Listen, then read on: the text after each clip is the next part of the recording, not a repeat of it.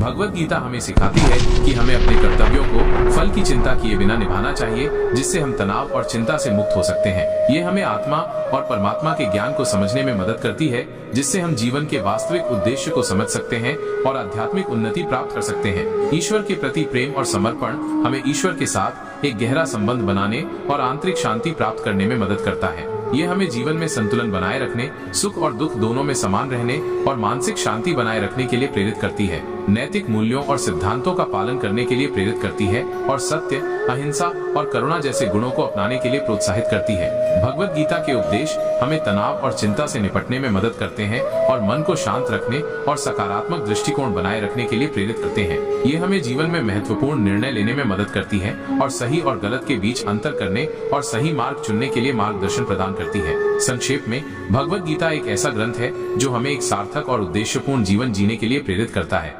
भगवद गीता के ज्ञान के अभाव में हम जीवन के सही उद्देश्य और मूल्यों से अनजान रह सकते हैं, जिससे हमारे जीवन में भ्रम और अज्ञानता बनी रहती है। भगवद गीता हमें तनाव और चिंता से निपटने के तरीके सिखाती है।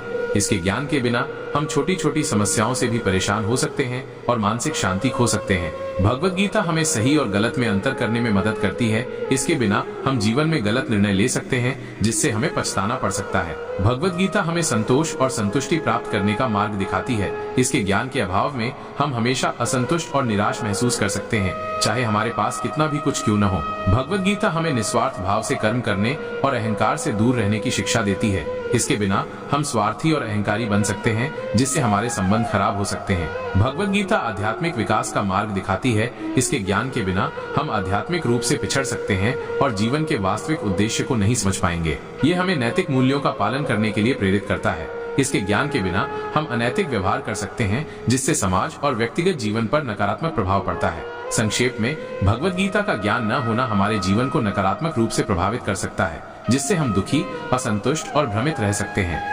एक छोटे से गांव में रामू नाम का एक गरीब किसान रहता था। उसके पास थोड़ी सी जमीन थी, जिस पर वो कड़ी मेहनत करता था, लेकिन फिर भी उसका परिवार मुश्किल से ही गुजारा कर पाता था। वो हमेशा चिंतित और निराश रहता था। एक दिन गांव के मंदिर में एक साधु आए। रामू ने उनसे अपनी परेशानी बताई। साधु ने उसे भगवद गीता पढ़ने की सलाह दी।